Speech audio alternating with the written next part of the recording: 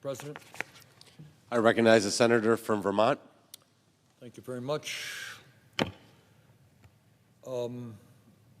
President, I want to say a few words about an issue that people all over the world are thinking about, are appalled by, but for some strange reason gets very little discussion here in the nation's capital or in the halls of Congress. And that is the horrific humanitarian disaster that is unfolding in Gaza. Today marks 68 days and counting since any humanitarian aid was allowed into Gaza. For more than 9 weeks, Israel has blocked all supplies, no food, no water, no medicine, and no fuel.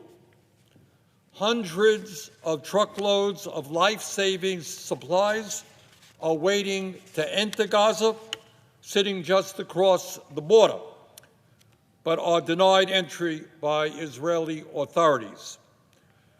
There is no ambiguity here. Netanyahu's extremist government talks openly about using humanitarian aid as a weapon. Defense Minister Israel Katz said, quote, "Israel's policy is clear. No humanitarian aid will enter Gaza, and blocking this aid is one of the main pressure levers," end of quote.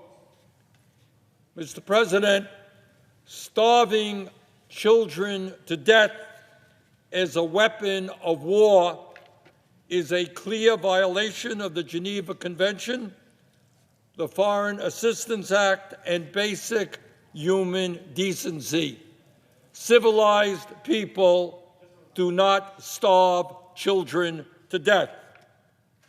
What is going on right now in Gaza is a war crime committed openly and in broad daylight and continuing every single day. Mr. President, there are 2.2 million people who live in Gaza. Today, these people are trapped, the borders are sealed, and Israel has pushed the population into an ever smaller area. With Israel having cut off all aid, what we are seeing now is a slow, brutal process of mass starvation and death by the denial of basic necessities.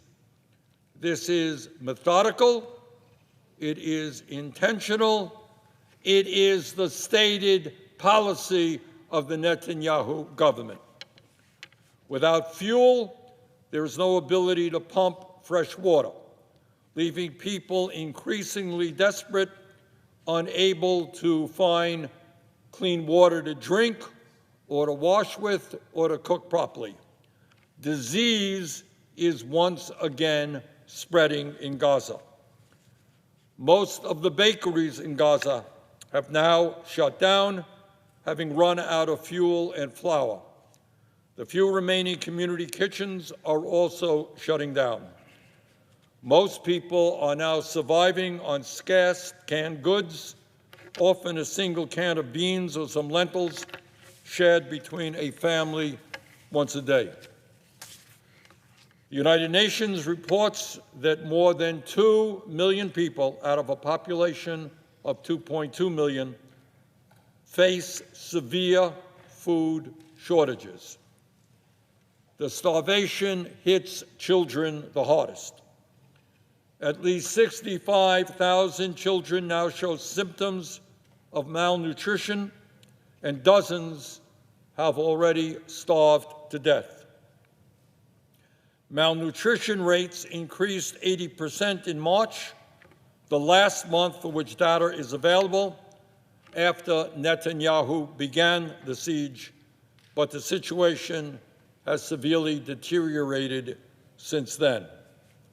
UNICEF reported yesterday that, quote, the situation is getting worse every day, end quote, and that they are treating about 10,000 children for severe malnutrition. And severe malnutrition is not something that is cured overnight. This will have a permanent impact on the health and well-being of those kids for the rest of their lives. Without adequate nutrition or access to clean water, many children will die of easily preventable diseases, killed by something as simple as diarrhea. For the tens of thousands of injured people in Gaza, particularly the countless burn victims from Israeli bombing, their wounds cannot heal without adequate food and clean water. Left to fester, infections will kill many who should have survived. With no infant formula and with malnourished mothers unable to breastfeed, many infants are also at severe risk of death.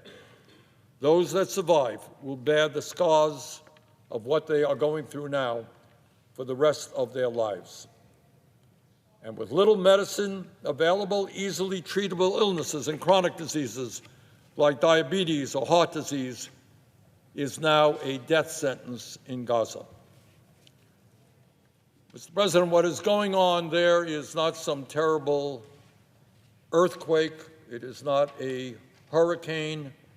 It is not a storm. What is going on in Gaza today is a man-made nightmare. And nothing, in my view, can justify this.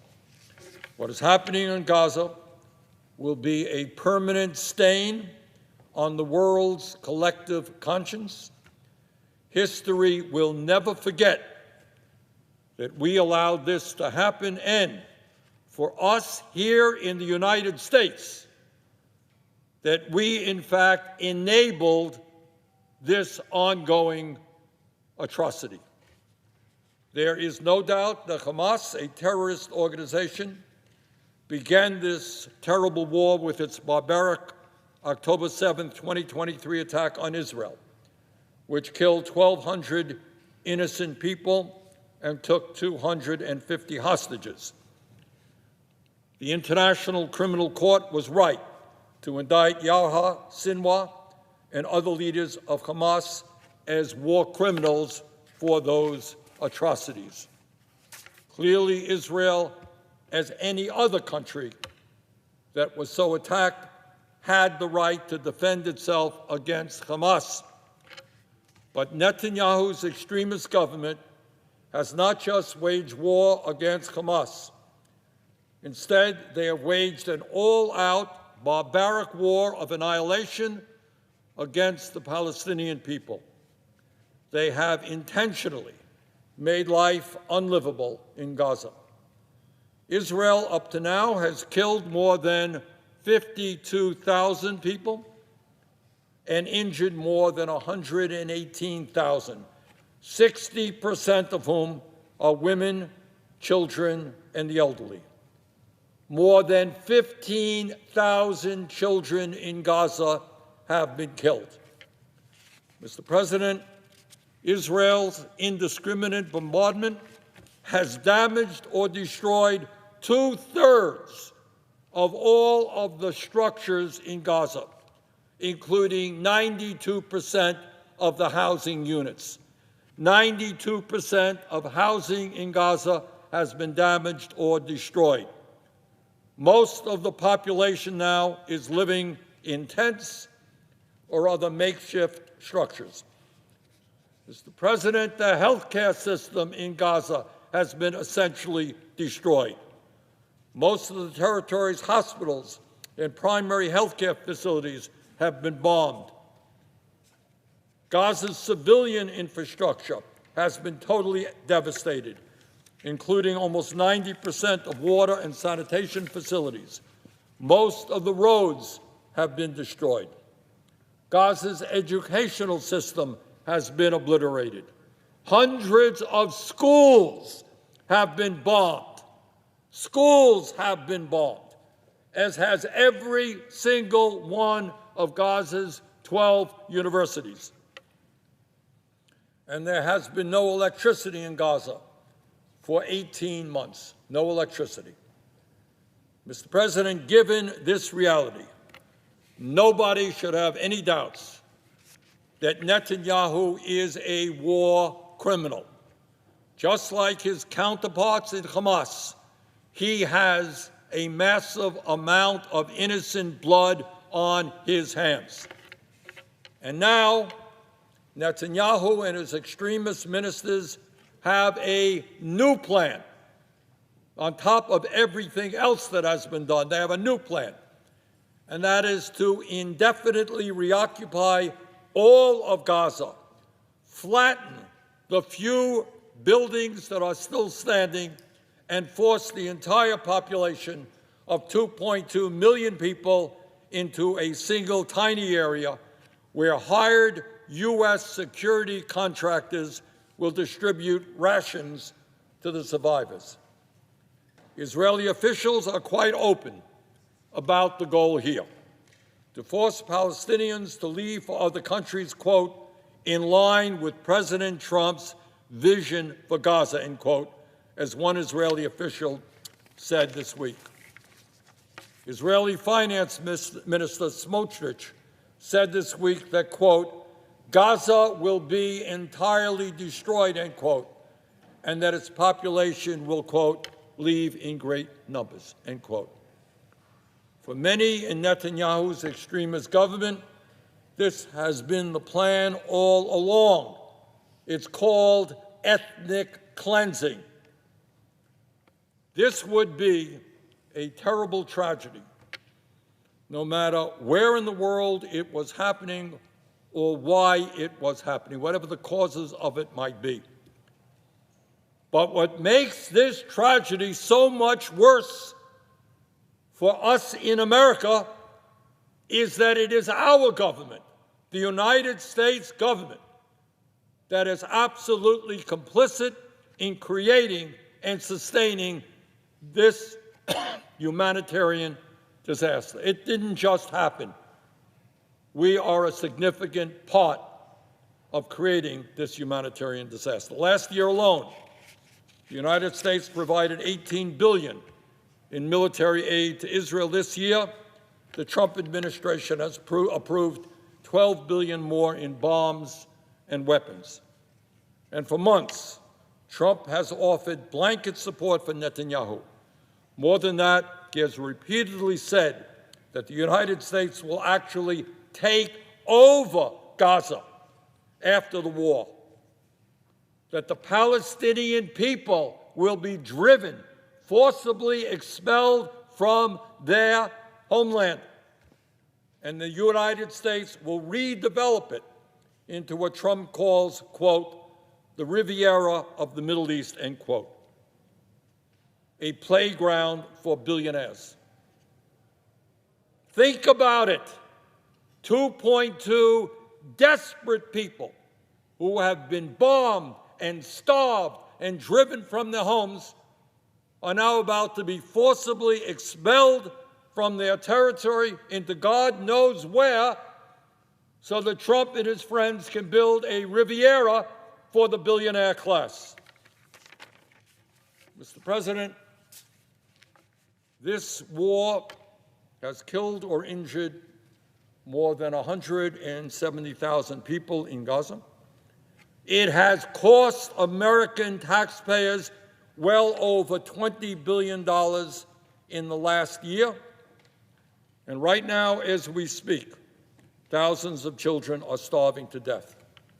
And the U.S. president is actively encouraging the ethnic cleansing of over 2 million people. Now, given that reality, one might think that there would be a vigorous discussion right here in the Senate. Do we really want to spend billions of taxpayer dollars starving children in Gaza? A real vigorous debate. I want to hear why that is a good use. We have people sleeping out on the streets of America 2 blocks from the nation's capital. You tell me why spending billions of dollars to support Netanyahu's war and starving children is a good idea. I'd love to hear it. But, Mr. President, we are not having that debate. And let me suggest to you why I think we are not having that debate. And that is because we have a corrupt campaign finance system that allows organizations like AIPAC to set the agenda here in Washington with regard to what happens in the Middle East. In the last election cycle, AIPAC's PAC and Super PAC spent nearly $127 million combined on campaign contributions. And the fact is that if you are a member of Congress and you vote against Netanyahu's war in Gaza, AIPAC is there to punish you with millions of dollars in advertisements to see that you get defeated. One might think that in a democracy there would be a vigorous debate on an issue of such consequence. But because of our corrupt campaign finance system, which impacts us in so many ways, on this issue, people are literally afraid to stand up, because if they do, suddenly you're going to have all kinds of ads coming in to your district to defeat you. And sadly, I must confess that this political corruption works. Many of my colleagues will privately express their horror at Netanyahu's war crimes, but will do or say very little publicly about it. Mr. President, history will not forgive our complicity in this nightmare. The time is long overdue for us to end our support for Netanyahu's destruction of the Palestinian people. We must not put another nickel into Netanyahu's war machine. We must demand an immediate ceasefire, a surge in humanitarian aid, the release of the hostages, and the rebuilding of Gaza, not for billionaires to enjoy their Riviera there, but rebuilding Gaza for the Palestinian people. With that, Mr. President, I yield the floor. Senator from Ohio. I've been in the United States Senate now for a total of 125 days. I've seen some outrageous comments over the last 125 days. My colleague has been here exactly 12,000 days more than I have. And let me just set the record straight. On October 7th of 2023, families, mothers, fathers were sitting at home, enjoying a peaceful existence in one of the most difficult places on earth to live. They had a day planned of joy at a festival. And what happened? People came over and savagely murdered children, raped women, took hundreds of hostages, killed more Jews than at any time since the Holocaust. What you just heard for the last 15 minutes could be summarized as the absolute propaganda of Hamas. Let me just be clear. This war started by Hamas. It could end today by Hamas if they released every last hostage, including an American citizen. We're sitting here in the United States Senate and not even saying a word of the fact that there's a U.S. citizen being held hostage by a terrorist group in the Middle East. That is outrageous. That should be at the top of the agenda. Why have civilians been killed in Gaza? Because they hide weapons in hospitals, in schools, in homes. Hamas is the enemy, not our greatest ally, which is Israel. I was just there 2 weeks ago. 2 weeks ago, I was there. You know, there's almost no Israeli that hasn't seen a mom, a dad, a son, a grandson, granddaughter that hasn't been either injured or killed to protect their country. The fact that we are disparaging our greatest ally at this level is completely outrageous. I had plans to go home, see my wife and kids. But I rose today because I cannot stay silent after listening to that kind of nonsense spewed here in the United States Senate. It's a disgrace, and we should not ever forget that Israel is fighting the war that we would otherwise fight. And with that, I yield the floor. President? Senator from Vermont. Thank you. Number one, if the gentleman had heard my remarks, I, of course, talked about the need to release the hostages, and I talked about who started the war, which is the terrorist organization called Hamas, led by war criminals. There is no debate about that. But what the gentleman did not tell us is whether or not he thinks it's a good idea for U.S. taxpayers to be spending billions of dollars on an extremist government in Israel whose stated policy is to starve children, whether or not he thinks it is a good idea to cut off all humanitarian aid getting into Gaza right now. No medicine, no clean water, no health care facilities open. So the issue is not who started the war. Everyone knows who started the war. The issue is whether you commit war atrocities, criminal war acts, by punishing an entire people for the acts of a terrorist organization. Did Israel have a right to defend itself? Yes, nobody denies that. Did it have a right to kill over 50,000 people, 60% of whom are women, children, and the elderly? No. Did it have a right to injure 112,000 people, to destroy almost every housing unit in Gaza, to bomb hundreds of schools and every university in Gaza? No. Israel had a right to defend itself, but it does not have the right to engage in ethnic cleansing and to starve children.